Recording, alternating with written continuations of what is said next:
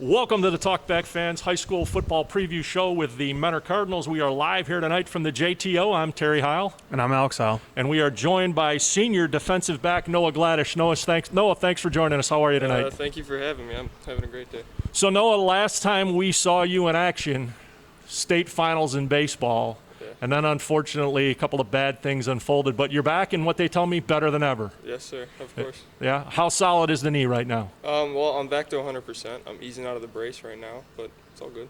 Is the goal to be able to play without the brace during the year? No, I'm definitely going to play with the brace. I don't want anything happening. It doesn't slow me down, doesn't make me any worse, so there's no problem with it. Yeah. For you, having to sit out last year and then what happened with baseball this past spring, what was the hardest part of that for you, not being able to be active? Definitely missing my junior year with football instead of baseball. I still played baseball in the summer, so I was out there doing stuff, but definitely football. I love football. I love playing with my friends and stuff, so. So with everything going on, and you really haven't been able to play a sport for Mentor in almost a year and a half, closing in on almost 2 years, really. How good is it going to feel when you can finally get back under the lights and play a real football game again? Well, it's going to feel amazing. I just really hope people can be here to watch it. I don't really want it to be broadcast. I know I love the atmosphere when people are here. Yeah. For you got a first-time head coach now in Coach Gray. You have some familiarity with you because he was your offensive coordinator. What's the biggest change you've noticed so far in the two regimes between his and Coach Triff's? Honestly, nothing. It's the same thing. It's step and step as we used to run it. It's still the same now. Okay. From your standpoint, talk about your group, that defensive back group, and what you guys bring to the table. I know they are a little seasoned. Eric Martin is coming back. Hopefully he continues to do well in practice. I know Evan Boyd stepped up big last year. I know we're stepping up in the safety position. They didn't really play much last year, but I think we'll be all right. Yeah. And what about the group in front of you then, the linebackers and the D-line? What's the strength of those two groups? Definitely our D-line. Our linebackers are pretty solid, but having a seasoned D-line and Brennan Vernon, he's a huge dude. Yeah. He'll step up big for us. So. Yeah. When people think about Mentor, not to say that you have a bad defense, but when people think about Mentor, they typically think about your offense. Yeah. Do you guys use that as a motivation with a chip on your shoulder to kind of prove people, hey, we play pretty good defense here too? Well, yeah, it's definitely with the hustle aspect of that. The past few years our defense has stepped up, immensely. I don't know much about the defense before I've been here, but I did hear that our offense is usually what we talk about. Yeah. Yeah. You guys are coming off of a pretty good run here. You're in the finals in 2017, regional finalists in 2018, state semis last year. What would it mean to you to be part of the group that takes that next step and wins that first football state championship for Mentor? It would be huge, especially being the first championship here. Oh, that'd be crazy. We talk about it all the time. Being like one of those teams up there on our board. Mm-hmm. Yeah. Okay. For you, having missed the year, how has that affected the recruiting process for you? Where are you getting looks from? What are you kind of interested in? What kind of direction are you looking to go? Well, I don't really know what direction I'm going in right now. I have been talking to schools for baseball as well, so I'm not really sure what I want to do or where I want to go yet. Do you have a favorite sport? There is no wrong answer. No, depends on the season. Depends on the season. Outstanding. For you, as you look at the schedule, obviously the schedule's in flux, so we kind of don't know who's going to be where, but you do know the teams in your conference, the vast majority of them at this point appear to be there. Yeah. What's the challenge that you look at that you say, okay, hey, we really need to make sure that we bring our A game here and here or we're going to be in some trouble? Honestly, at this point, I'm not sure. I know Ignatius is going to be decent. I've heard they've picked up a few guys, and Ed's got a new quarterback, so I'm looking forward to that game as well. Okay. Mentor, you guys play an incredibly tough regular season. You've never backed down from playing the St. Ed's and the St. Ignatius and the other state powers in the area. During the regular season, you don't just stay for the playoffs. You play them every year. Do you think that's a big advantage for you guys when you play other teams who don't necessarily want to schedule that caliber in the regular season? Of course. Playing those teams early in the season and playing them in the playoffs, us just being seasoned for that playoff run, being able to play those teams without a problem. Yeah. From what you saw when you were playing as a sophomore and then last year when you were watching, which offense in the conference do you think presents the most unique challenges for you guys? Definitely Medina. I believe it's Medina. They throw like 90% of the time, all the time. I don't know why, but they do. So Yeah. looking forward to that. Which is dramatically different than just about everybody else. I mean, you've got some other teams in the conference that throw the ball quite a bit, but nobody who throws it Nobody nearly like as that. much as they do. Yeah. Okay. And what would you say is the strength of your defense? Our D-line, for sure. Having those big guys up front just put pressure on the quarterback at all times. Yeah. It's huge. And how would you describe that group? What is their strength? Toughness, I guess. I mean, that's the best way to describe them. There's no other word for that. Okay. And as you look at this season, it's your last one here. How do you want to be able to leave Mentor High School? I just want to leave a mark on it as, I don't know, as best I can. I mean, I haven't really been able to do much. I mean, I played 1 year as a sophomore, and I was out my junior year, so I'm just trying to do the most I can my senior year. Beautiful. Well, Noah, we greatly appreciate the time. Thank you very much. And 15 healthy weeks, huh? Yeah, I hope so. We are now joined by senior running back Riley Coughlin. Riley, thanks for joining us. How are you tonight? Thank you. Very good. Yeah. So, Riley, you picked up last year some valuable experience, especially late in the year due to some injuries. How much do you think that will benefit you this year? Good. Brian was a good running back, but like when he got hurt later in the season, when I stepped up, coach really kind of talked to me, said that like I need to like how he was like more of the faster running back. I was more of the power. He said I just got to stick to my strengths, and right now this is like my upcoming season. I just gotta work on that, work on more on my power. Yeah. Who will you be paired with back there this year? Has that been determined yet? It has not. Okay. Who are a couple of guys in the mix? Evan Harper and Braden Panhorst. Okay. And what do those two guys bring to the table? Evan, he is fast. He's really shifty. Panhorst, he's more of like a power, kind of like me. He likes to get in the hole, likes to hit people. Gotcha. You have a first-year head coach, but he's not really a first-year head coach because he's been around the program. What kind of advantage do you think it is to have a coach who's already been here and you're familiar with and comfortable with, instead of having some guy who's never been around the program before? I guess I know I'm like on a personal connection. I guess like that's kind of like big for me because like me personally, I like to know people like on a one-on-one basis. Like he knows like my lifestyle. He sees me every day. Ever since freshman year, he knows me.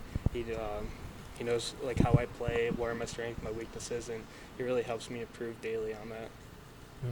Part of a backfield with a quarterback in Ian Kipp, who's one of the most highly recruited quarterbacks in the area, has drawn a lot of Division I attention. What's it like being in a backfield with Ian? Fun. Him and I are really good friends. We've been playing since middle school together, so me and him have some good times. Yeah. Does it create some, I'll say, unique opportunities or situations for you, the fact that he can tuck it down and run it? Yeah, definitely, especially playing against the tougher teams. Like I know, like if he had like if we run I guess like an option or something, like I know I have trust in him that he's going to get the job done. Mm-hmm. Talk about the guys up front. Oh, my boys up front, I love them. They do everything for me. I can't do anything without them. Yeah. Who's that group? Because you've got a couple guys coming back. You had a couple guys a couple years ago who are in the Big Ten right now. Last year's group a little bit smaller, but a little bit quicker. Not that those guys weren't quick, but they did it more on their quickness than they did on their power. What does this year's group look like in front of you? Kind of like the same deal as last year. We're having Stan, Tommy, Hunter back. Those are huge for us, especially the 3 out of the 5. And then the 2 upcoming, we're Ethan Bosselman and Danny Call. They're going to be huge. They're kind of just like Byron and Chris. So Gotcha. it's kind of like the same thing. But Okay. And as you look at, everything that you guys went through in the off season, for you as a player, what was the biggest challenge of maybe not having that day-to-day, face-to-face contact with your coaches that you'd had in past years? Well, we did a lot of video calls, video workouts. We through Zoom, coach gave us kind of like smaller groups, and so like we would all call each other and we would all do like a small little workout together. And then Coach Wilcox, like if you had like a at-home like workout type center, he would like send you a workout, and then if not, you like had like an at-home like upper like type of like body strength type of workout. So Coach Wilcox really did a great job with that. Yeah. and now you've guys got a couple of days of practice under your belt, even though we're not exactly sure where things are going to go. How does it feel? How do you think you guys look? How well are you guys positioned? As of right now, I think we're looking pretty good, especially like this upcoming week. We got our helmets. I think soon we're going to be getting our shoulder pads. We're ready to get after it. You know, Menor has gone on some fantastic runs, and at this point, it's almost expected that you guys are going to put another run together. Do you feel that pressure, or do you just kind of take it as, you know, we want to be in this position, so we're just used to it at this point? I guess I don't really think about it. I don't really like to get caught up in the hype. It's just every day I kind of like take it day by day, week by week, and just prepare for who we're going to play next. Yeah. What's the mark that you'd like to leave at Menor High School when you're done? Definitely, I would like to be known as like one of the toughest guys to play on the team. That's kind of like my motto. But that's like, especially as the running back, I talk to the running backs daily about toughness, being one of the toughest guys on the team, because that's what we have to be as a running back. Mm-hmm. And for you, any desire to play at the next level? Yeah. Yeah. Where are you drawing any interest at this point? Honestly, I haven't really had that many college coaches come out to me, but hopefully this year I get some. Gotcha. Yeah, another year of playing time will really make a lot of difference. So, Alex, you got anything else? I think I'm good. Okay. All right. So this has been senior running back Riley Coughlin. Riley, greatly appreciate the time, and again, wishing you 15 weeks of healthy this year, Thank man. you. Thank Take you very care. much. We are now joined by Menor assistant coach Jordan Wilcox. Coach, thanks for joining us. How are you tonight? Thanks for the opportunity. I'm doing great. Thanks for having me. Great. So, Coach, special strength and conditioning coach. Yes, sir. Linebackers coach. Yes, sir. Did I miss anything? No, I think that's about it. Yeah, kind of the Swiss Army knife of coaches here at Menor, huh? The Swiss Army knife. That's right. I like that. Yeah. So, let's talk at first about your role as a strength and conditioning coach. Mm-hmm. Some interesting challenges thrown your way here in the spring. Yes, sir. How did you guys attack it, and how were you best able to monitor what the guys were doing in their progress? You know, we have a phrase that we talk about a lot, is that winners adjust. So to us, it was kind of throw out everything that you've done before, look at the situation, look at what you want out of the situation, and find the best way to get it done. You know, we're in a lucky situation that we got a lot of really hardworking guys. They hold themselves accountable. They have a passion for football. They have a passion for what they do. So it's not something where I was necessarily worried that I was going to have to chase kids around. They were going to get the work done. It was just a matter of providing them opportunities and giving them the best chance they could have. And you're fortunate that you guys have enough numbers that if there are a couple of guys who slack off, you've got plenty of guys who are looking to step in, right? I think that's kind of part of it. These guys know that, you know, there's an expectation and a standard here. That you're going to work your tail off and you're going to give everything you have. And if kids aren't willing to do that, most of them kind of weed themselves out. So our guys, they work real hard, and it means something to them. Okay. So now as your role as a linebackers coach, talk about your group, talk about what they bring to the table and what your expectations are for the linebacking core this year. You know, I got a brand new group this year. We had 2 seniors last year in the inside linebackers. And that's my main focus, is the inside linebackers. We're bringing back Evan Boyd as the outside backer. But Jeffrey Norwood, Andrew Edwards are our 2 seniors coming back. They've done great leadership. They know what we expect. They know their reads. They know their keys. They know what they're doing. They've done a great job of coaching up some of the young guys. We have Caden Burkholder is a sophomore that could be very good for us, and Aiden Fellows is a junior coming up that could do some really good things this year. And then we've got a bunch of other guys that kind of just work their tails off, and they come and they bring the lunch pail every day and they do their work. The outside backers, we have Brandon Lewis, who is a guy that's kind of returning to the program, stepped away for a little last year and is back to the program, and he's doing a lot of good things for us. So we got a lot of youth, but we got a lot of energy and guys that are willing to provide the leadership. So Yeah, you've mentioned leadership a couple of times, Coach. How do you define leadership? how do I define leadership? Leadership to me is really at its core is somebody that others are willing to follow. Our job is to make sure that they're doing things the right way. And I've kind of always lived by the phrase is that you can't be a leader by example. You have to be a leader who's willing to speak up, willing to hold others accountable, and willing to kind of push the envelope. So we do a lot here to try to develop that and make sure that our guys understand the standard and the expectation. You keep, not to keep harping on the leadership thing, but with everything this year and the uncertainty and team not knowing how many games you're going to play, you might have teams drop out early.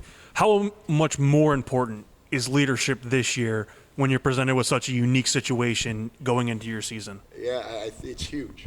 We talk about controlling the controllables. We know that every day we have an opportunity, and as long as we have that opportunity, we got to show up and give it everything we have. But again, we've had, we really pride ourselves in developing that and putting kids in situations where they get the opportunity to practice and get reps at leading others and kind of find their own. So right now it's huge. With the small groups that we had, and really up until mid-July, we didn't have the chance to have the entire team together at all. So it was a lot of individual groups, and we had every one of our coaches working with groups of 9. At one point in time, we were here from about 6 o'clock in the morning until about 12:30, just doing workouts, 3 or 4 shifts of workouts with coaches running each small group. So I think our assistant coaches did a great job of really showing that too. And I think our kids see it on a daily basis. They see what it is to be committed to something and to want to give it everything you have. And so I think it's it's well established. Yeah. Coach, you mentioned a couple of things. One, you talked about, putting guys in positions where they can create opportunities for themselves. And you also talked about, guys being able to step up in situations. There's one thing that's really going to be missing this year, and that's scrimmages. So you said you've got your group shades a little to the young side on the linebackers core. Yes, sir. Normally, you'd be able to work a little bit of that out in the 3 scrimmages you have. So without having those this year, what kind of unique situations, challenges / opportunities does that create for you as a linebackers coach?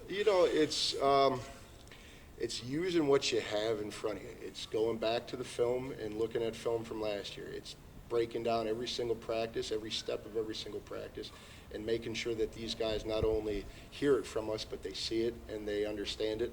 And it's competition and practice every day. We're still really kind of working our way to what will eventually be a more competitive practice. We're still in our acclimation period. But that's the beauty of being at Mentor, is that you've got a pretty darn good offense on the other side of the ball that you're going to have to go against every day. And we get a lot of good looks, and Coach Gray is very, he's pushing that competition as well as Coach Funk, and we're trying to do this the right way. Yeah, and I know that was a big thing for Coach Triv, was that, wanting to create this environment where the toughest thing you face all week is Monday through Thursday. It's not Friday or on the occasional Saturday night. Yeah. It's what you're going up against on the other side of the ball is as good as you're going to see in most venues on a particular Friday night. No doubt about it. Coach, there's no doubt about it, he's left his imprint on this program, and that's something that as a staff, there's a lot of guys that have been here a long time. Coach Janiak's been here as long, since the birth of Christ, pretty much, right? Yeah, I mean, he was Triv's quarterbacks coach.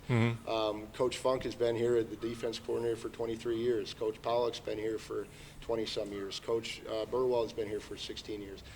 So we've kind of developed that relationship as a coaching staff, and I think Triv really set the groundwork in that every kid that comes into this program knows that you're here to be something great, and if you don't want to be a part of that, then you got to go find something else to do. Speaking of going against great offense all the time, it seems like your defense is almost overshadowed by your offense. It seems like people always just want to talk about the Mentor offense. Do you ever talk about that with your players? Do you use it as motivation at all? Do you kind of see it as an advantage that people kind of overlook your defense? I don't think it's something that we really talk about. I think the kids see it, the kids know it, and we as coaches know it. And I don't think that's a knock on us as a defense. I think it's just to say that our offense has been really, really productive. So it puts a little bit of a chip on our shoulder that we want to prove ourselves and we want to go out there and do everything we can. So I don't think it's something that we necessarily discuss. It's just known. Yeah. Coach, you've got a guy like Nolan Vernon on the defensive line. Brennan Vernon. Yes, sir. Yeah, Nolan was his brother, correct? Yes, sir. Yeah, yeah. Yep, just Sorry about that. graduated. No, that's okay. Right. So you got a kid like Brennan on your defensive line who is multi-dimensional. What kind of freedom does that give you with your linebackers group behind a guy like that up front? I'll tell you what, you got to double team the guy. And running a 3-4 defense that we run and having those guards open, it creates opportunities for our linebackers because you have to account for Nolan.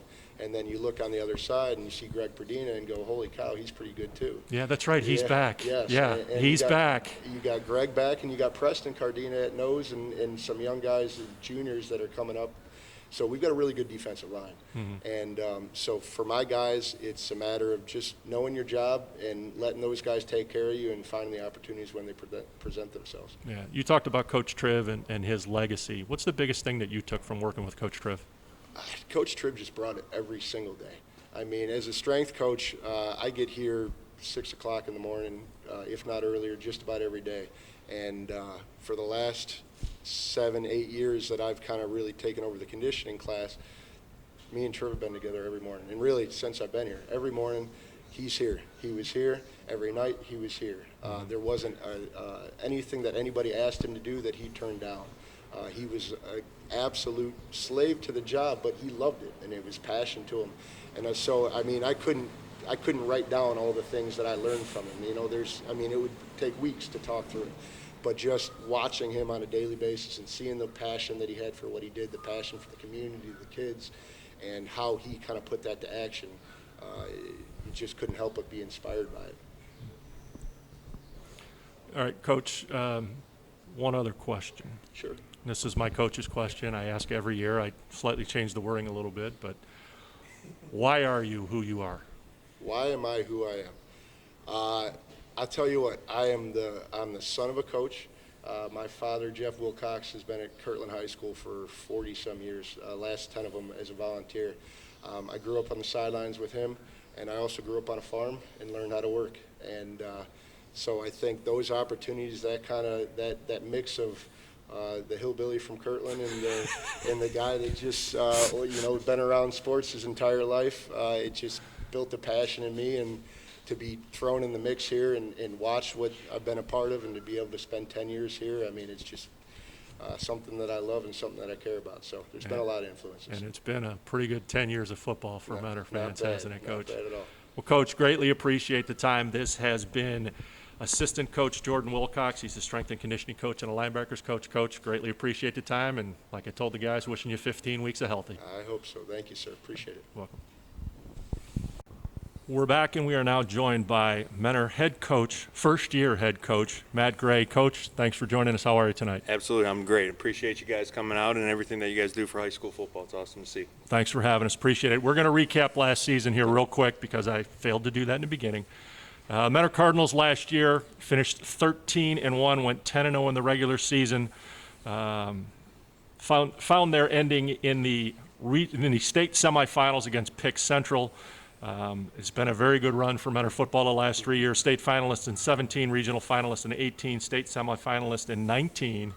And now you get the reins, Coach. How's that feel? It's exciting. It's been it's kind of been a whirlwind all the way since January 2nd of getting the job, and it's definitely to be able to walk into a place like Mentor football and being able to kind of sit back and learn from Coach Triv and everything of how he was able to be that consistent leader each and every single day of the program, and being able to see these kids and our assistant coaches be able to put a plan together and just work extremely hard. It's been awesome to be able to see, and I'm fortunate as can be to be able to be in this situation. Yeah, Coach, you make the transition from offensive coordinator to head coach. What's the biggest change for you on a day-to-day basis? Of just making sure it's no longer just one side of the football. I've got to make sure I'm overseeing all three phases of it, of both the offense, defense, and the special teams, and just making sure I'm around. And so it's not just staying down in the O-line corner of the offense and doing that, of just getting down to the defensive side, just so those guys know I'm looking, I'm paying attention, I'm seeing them compete and get better and that type of deal. So just making sure monitoring all three phases of the game and being able to communicate and be able to build relationships even more so than just as the offense coordinator, be able to see it for all 112 guys that we have on our roster. And that to me has been an exciting challenge here as the head coach. Yeah. From a trust standpoint, Coach, you had to trust Coach Triv, and you had to know that he had to trust you when he was the head coach and you were the offensive coordinator. But now, as the head coach, you have to trust the coordinator. Yep. You have to trust the D coordinator. Yep. Got to trust the special teams guy. Yep. And everybody else. Absolutely. How different is that for you than just knowing that your primary focus on the trust side had to be with Coach Triv? You know what? It's to me, it's not much of a difference. Just because I know and understand the work that all of our coaches put into it, and we value their input all the way throughout, and that's something that Coach Triv did an unbelievable job of.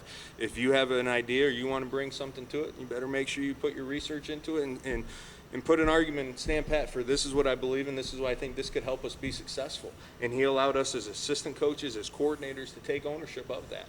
And to me, I see what these guys are able to do on a daily occurrence and being able to see the work that they put in, and that trust is being able to be built from there. Coach, you're a first-year head coach, but you've been around this program. Most of your staff has been around this program, and you've kept the staff together. How much does that help with your transition from coordinator to head coach? It's been an unbelievable transition just for that aspect. Coach Janey, our quarterback's coach, was actually Triv's 7th grade science teacher in his first year. So he's been around the block for a long time, and being able to have him. Coach Funk, our defense coordinator, has been the defensive coordinator for the entire time that Triv was the head coach here at Mentor. So be able to have those two experienced guys, to be able to have Coach Wilcox as our strength and conditioning coach, our assistant head coach, being able to build that mindset, the mentality, the work ethic in the team in that weight room each and every single day from January 3rd on, it's exciting. And that, to me, is the core of this program. It's not just me as the head coach. It's what each and every single one of our assistant coaches are able to do, because we challenge them. If you're the offense coordinator, you're the defense coordinator, you're strength and conditioning coach, you're the linebackers coach, offense, whatever your role is, be the absolute best, not just in the state of Ohio, but in the United States of America at that role. And those guys really take ownership of it, and they do a great job. And for me, transitioning to the head coaching role has been unbelievable help, just because they've seen so much. They have a lot of experience. They know what that expectation, what it needs to be done. And I'm always willing to and ready to listen to their advice and be able to take that, because I know they have the best interest for our kids in this program. Yeah. Coach, in a normal off season with this transition, Triv's legacy might hang over your head like the sword of Damocles. Uh-huh. Now add in all of these other, which I'll just politely call distractions. How have you been able to keep your focus, your staff focused, and your team focused through all of this? Just handling this on a day-by-day occurrence, and being able to just, we've really set out and just say, hey, today's what, August 5th? Mm-hmm. We want to be the absolute best that we can. We're going to put a place in when we wake up to when we go to sleep each and every single day, and be able to take ownership and win the day. And that's really what we're focused in on. And just, we can't go on and worry about the rest of Northeast Ohio or Ohio, what's going on right now. We can't worry about any other team other than us. And handling that on a day-by-day occurrence is what we want to be able to do, because we can't worry about state championships or this or that. We got to be the absolute best version of ourselves each and every single day. To kind of piggyback off of that, I'm guessing it's going to be a similar answer, but because you were going to play an international team week 1, your game has been canceled. Yep. And there's a lot of uncertainty as to how many games we played, if other teams will fall off the schedule, et cetera. What have you been telling your players to kind of keep them focused when you don't know who or when you will play? Mm-hmm. Cherish each and every single opportunity and moment that you're out there, because we have a lot of guys that play basketball. They were in the regional championship game. That got taken away from them. We have a lot of track guys, a lot of baseball guys. They didn't have that opportunity to compete. So I think they're really hungry, and they really understand this opportunity that they have, and really, really cherish the opportunity that we had starting on Saturday to go out there and compete against one another. When we were able to go in the weight room, take advantage of that, because you take ownership of your each and individual role. You take and you cherish your opportunity. You don't say, hey, I'm going to wait till tomorrow, I'm going to push this off. There's still growth to be made. We're not going to make this as an excuse. I mean, it's one of those type of deals we stress all the way throughout. When we realize we're going to be away from the guys for a long time, we stress like crazy. We're going to have our online meetings. You're going to have your individual workouts. We still got to get better at this. We still got to be able to improve. And we really set that tone all the way from the beginning. Yeah. And Coach, with all that being said, how nice has it been to have 4 days of actual football practice? I'm sure there's some modification in there, but you've had 4 days of practice in all of this. All last week, Tuesday, Wednesday, Thursday, didn't sleep a second, just because you heard all these different rumors and everything that was going out there. Once we got that kind of all clear, that go on Friday night, knowing that we were able to show up on Saturday morning, be able to get our helmets on, be able to go out there and compete, that was some normalcy, and that was needed. And just seeing it in the kids' reactions in their faces, that's something that they, I think, really cherish, just because it has been taken away from so much of them, that opportunity to compete.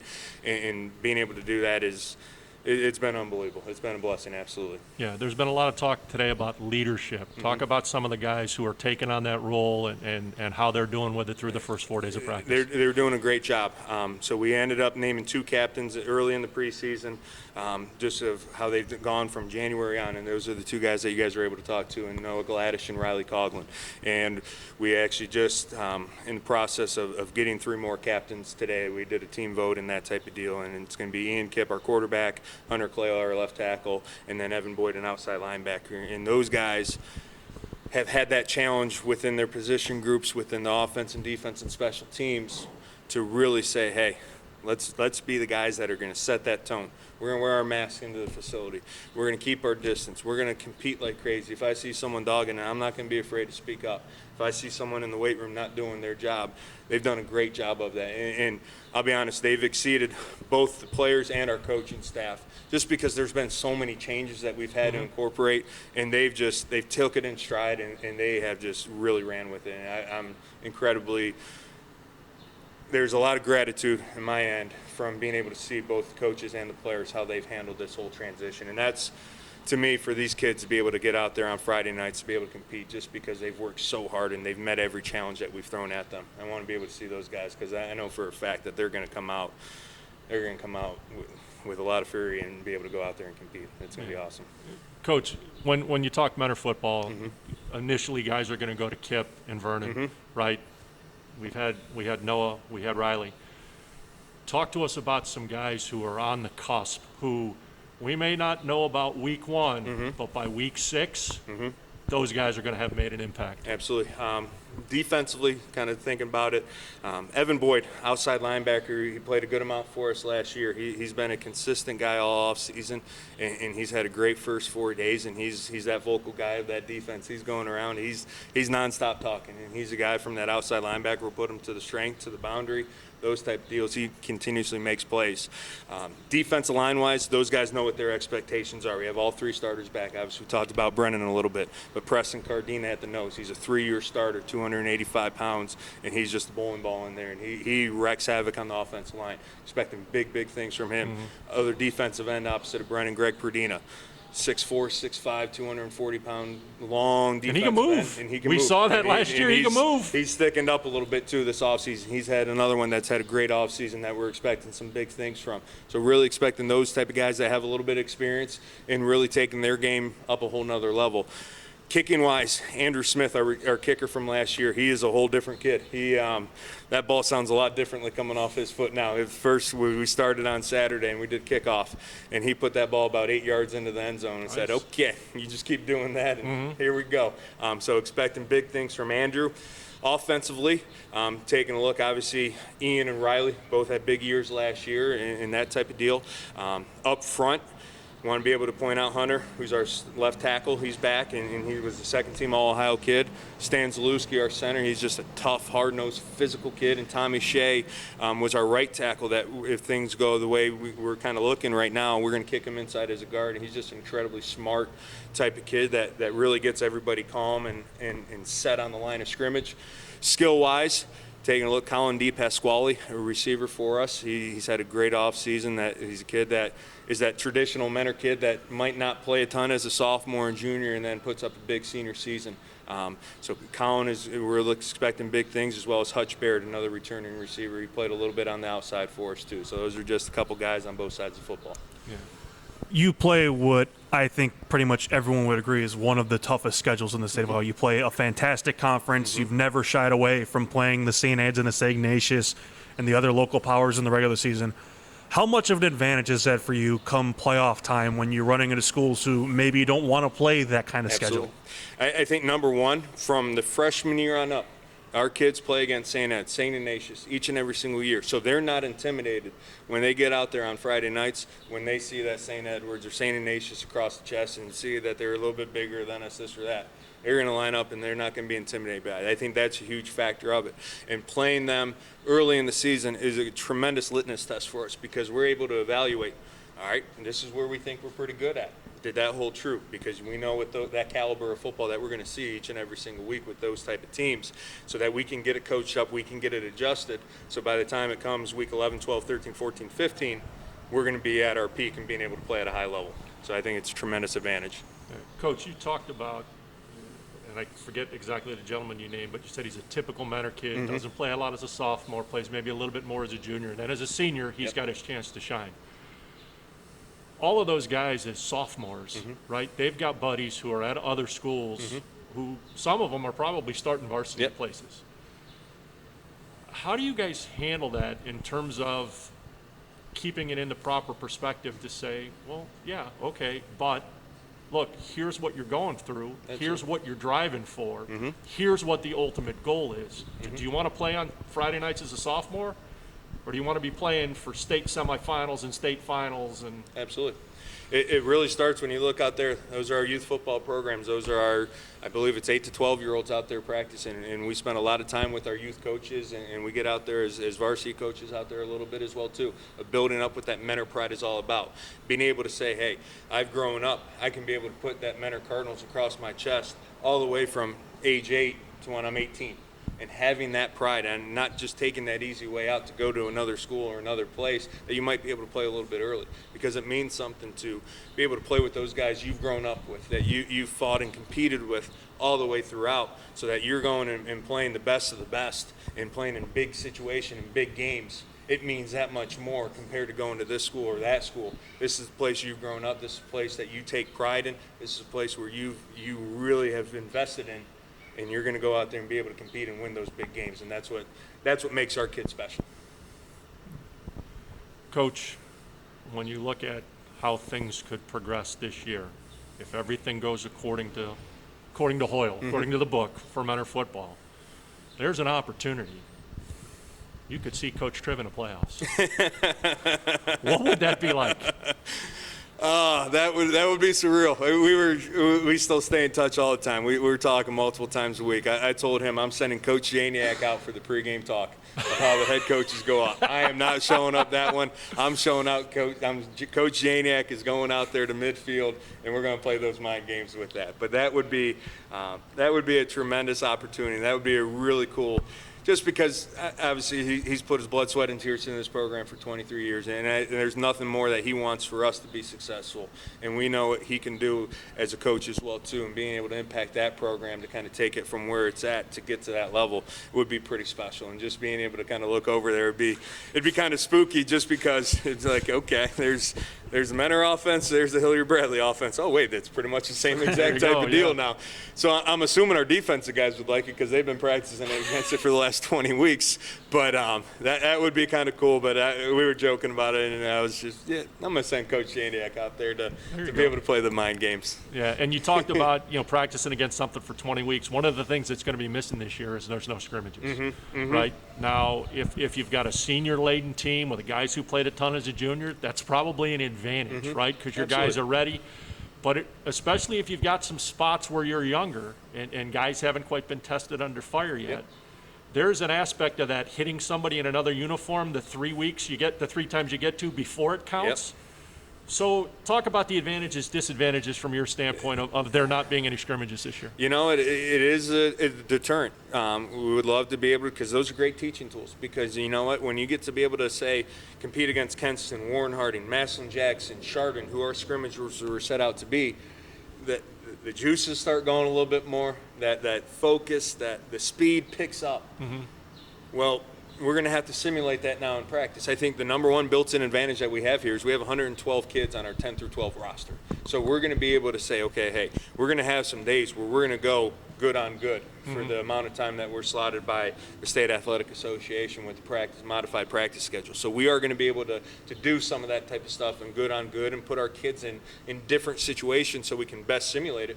But there's nothing like being able to go out there and compete against another team. But you know what? If that's the sacrifices that we have to take and we have to make to be able to make sure we're playing for real on August 28th or whatever day that might be, so when those games count, we'll make that, and we're going to make the best that we can out of the situation. Yeah, and you mentioned Chardon, and not that you would see another offense like theirs this year, but I think there'd be huge benefit out of facing them. Absolutely. Because of the fact that it gets especially your defense, in a different state of mind. It gets them to look at things from a slightly different perspective. So when they see something they haven't seen all year, even if it's not that Chardon offense, it's, wait a minute, okay, this is what I got to read and react to. Absolutely. To me, it's a great scrimmage. Number one, they're a tough-nosed, hard-nosed, physical football team. Yes, sir. That they're going to line up, and we know that we're going to have to tighten our chin straps and play a physical brand of football, which is a huge advantage for us as coaches, because we want to see those guys that are going to step up and meet that physical challenge. Right. And defensively, I think it's a tremendous advantage as well, too, because we're going to keep it very simple. We're not going to do much. We want our kids to be able to read, react, see something they might not have seen, and how are they going to handle it? Because what goes to say that week 1 through 15, there's an offense or a team that's going to line up in something completely different we might not have prepared for, Right. that type of Yep. deal. Boom, now you can be able to say, okay, hey, these are the kids that can react on the fly and make it work, or yeah, we might have to look at this or that type of deal in terms of kids and that type of stuff. Gotcha. The expectation in this community has kind of become Mentor's going to be playing very late in November, December. Is that something that you guys embrace, or is it we don't really talk about that? You know, how does that impact your team, the outside expectations? We talk about it very little, to be honest with you. We kind of lay out what our expectations are, and our kids know our expectations are to win a state championship every year. But we don't focus in on that. What do we focus in on? We focus on that small day-to-day task. Because if we're worrying about that long-term type of deal, we're going to lose sight on a lot of different aspects that we can improve on: strength, speed, size, being able to get your technique, that type of deal on the football field, in the weight room, those type of deals. So we really stress like crazy those day-to-day and master that type of deal, because those little gains, they pay off, and we just stress that like absolutely crazy to our kids. And yeah, we lay out what our expectations and our goals are. We lay those out with our 7th graders, our 8th graders, and our 9th graders. They know that when you put that mentor across your chest and that cardinal on your helmet, we're going out there to compete and win a state championship. That is our ultimate goal, but we're not going to spend a ton of time on that. We're more worried about the day-to-day operations and those tasks at hand. Yeah. Coach, I'm going to ask you my coach's question. I have one question I ask every year. I change the wording up a little bit. So you're on the hot seat right Okay. now. Why are you who you are? Ooh, that's a good question. You know what? It's a type of deal that my mom's a teacher. She's an educator. My dad's an athletic trainer. So I grew up in this setting. They worked extremely hard. They put that type of work ethic in me, and being able to make sure you respect and trust that process of just putting your nose down and work extremely hard. And that was been instilled in me from a very young age. And there's going to be ups and downs throughout it, and they did a tremendous job of being able to instill that in me, that I try to be able to hopefully instill that in our kids each and every single day within our football program.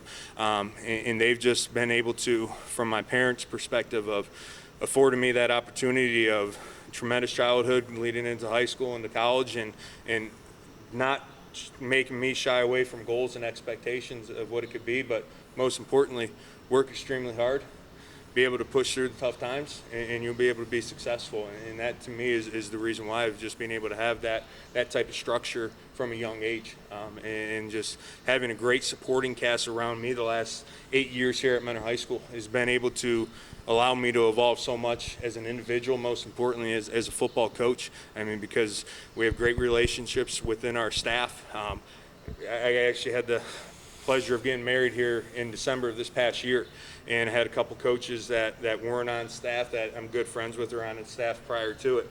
And they kind of sat back and said, man, you guys have a different dynamic than most staffs. And being able to grow and develop within our coaches' staff, it's truly special. Alex, you got anything else? All right, Coach, greatly appreciate the Absolutely. time. Greatly appreciate the access to the program. Just like I wish the other guys, I'm going to wish you 15 weeks of healthy. I hope we find a way. Absolutely. And Absolutely. I hope we get plenty of opportunities to see a lot of Mentor Cardinal football, especially here at the JTO. It's a special place. Yep, absolutely. Whether there's fans here or not, I know you guys are going to strap on those chin straps, and you guys are going to bring your A game every night. And we Absolutely. really look forward to it. And again, greatly appreciate the time, greatly appreciate Thank the you access guys to the for coming program. out and everything that you guys do for high school football here in Northeast Ohio. It is really special and appreciate it, guys. Thanks, Coach. Thank you.